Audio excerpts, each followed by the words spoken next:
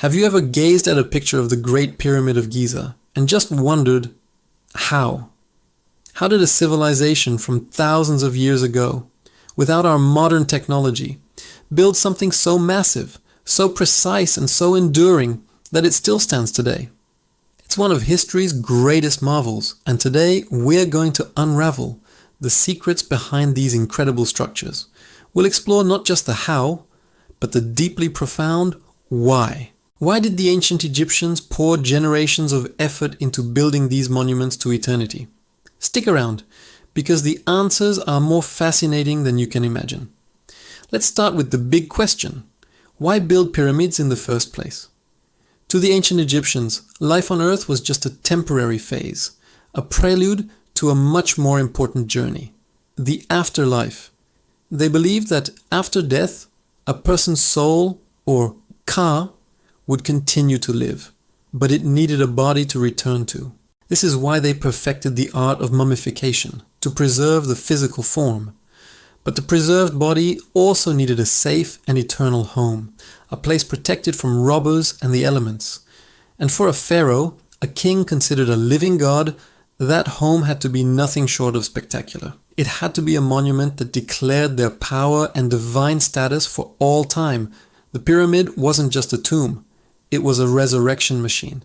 Its shape was deeply symbolic. Many historians believe the pyramid represented the primordial mound, the first piece of land to emerge from the waters of chaos at the dawn of creation. By being buried in a structure that mimicked this, the pharaoh was symbolically taking part in the world's recreation every single day.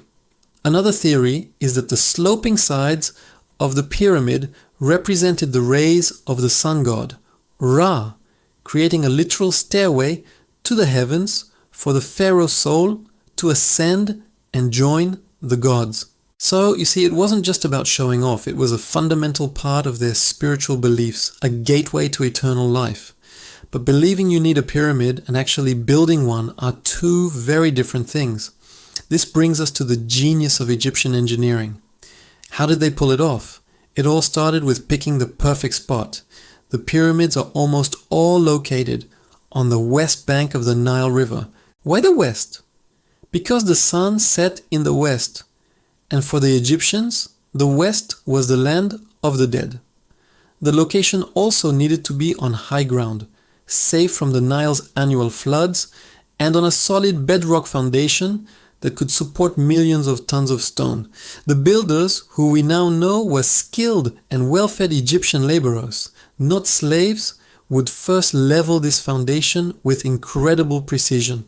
They may have used trenches filled with water, marking the water level and then chipping away the rock until it was perfectly flat. Once the site was prepared, the real work began, quarrying and transporting the stones. Most of the core blocks were limestone, quarried right near the construction site, but the outer casing stones, the ones that made the pyramids gleam a brilliant white in the sun, were made of fine Tura limestone from across the Nile. The massive granite blocks used for the inner chambers were even more challenging, brought all the way from Aswan, over 500 miles to the south. How did they move these colossal blocks, some weighing as much as a school bus? They used wooden sleds, which they likely dragged over sand that had been wetted to reduce friction. A simple but brilliant technique. Getting the stones up the Nile was done on massive barges, timed with the annual floods when the water levels were highest. Now for the multi-million-dollar question, how did they lift these stones to construct the pyramid layer by layer? This is where historians have the most debate, but the leading theory involves ramps, not just one straight ramp, which would have become impossibly long and steep, but likely a system of ramps. Perhaps a straight ramp for the lower levels, combined with a spiral ramp that corkscrewed around the outside of the pyramid as it got higher. Another theory suggests an internal ramp system, built within the structure itself. Recent scans of the Great Pyramid have even detected hidden voids that might support this internal ramp theory. Whatever the exact method, it required unbelievable organization, mathematical precision, and an army of skilled workers. These weren't just laborers.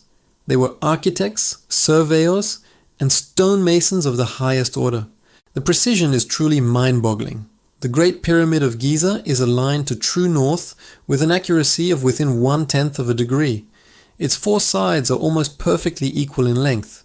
This level of accuracy, achieved with simple tools like plumb bobs and sighting rods, is a testament to their advanced understanding of astronomy and mathematics. They understood concepts like the golden ratio and pi, long before they were formally named by the Greeks. They were true masters of their craft, and the pyramid was their masterpiece. So, we have the why, a gateway to eternity for their divine king, and we have the how, a combination of brilliant engineering, incredible logistics, and a highly organized, skilled workforce. But that still leaves one final question. Why have they survived for over 4,500 years? Part of the answer lies in the sheer quality of construction.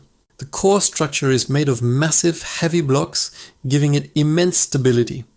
The pyramid's shape is one of the most stable geometric forms, perfectly designed to distribute weight and withstand the forces of nature. The location on solid bedrock prevented sinking, and the dry, desert climate of Egypt was the perfect environment, preserving the stone and preventing the decay that would have occurred in a wetter region. But there's another, less tangible reason for their endurance. The pyramids were built to be eternal. The very idea, the cultural and spiritual will behind their creation, was focused on defeating time itself. The pharaohs who commissioned them, the architects who designed them, and the laborers who built them all shared a common goal, to create something that would last forever. And in that, they succeeded beyond their wildest dreams. These structures have survived the rise and fall of empires, the changing of climates, and the march of millennia. They were ancient even to the ancient Greeks and Romans. Today, while the gleaming white casing stones are mostly gone, stripped away for other building projects over the centuries, the magnificent core structure remains. The pyramids of Egypt are not just piles of stone. They are a direct link to our distant past. They are monuments to human ingenuity, ambition, and our timeless search for immortality. They challenge us, inspire us, and remind us of the incredible things we can achieve when we work together towards a grand vision. So the next time you see a pyramid, don't just see a tomb. See a marvel of engineering, a spiritual gateway, a testament to a civilization that aimed for eternity and in a way truly achieved it. What they built continues to teach us about history, science, and the enduring power of human belief. Thank you so much for joining me on this journey back in time. If you found this as fascinating as I do, please hit that like button, subscribe for more adventures into history's greatest mysteries, and share this video with anyone who loves a good story. Until next time, stay curious.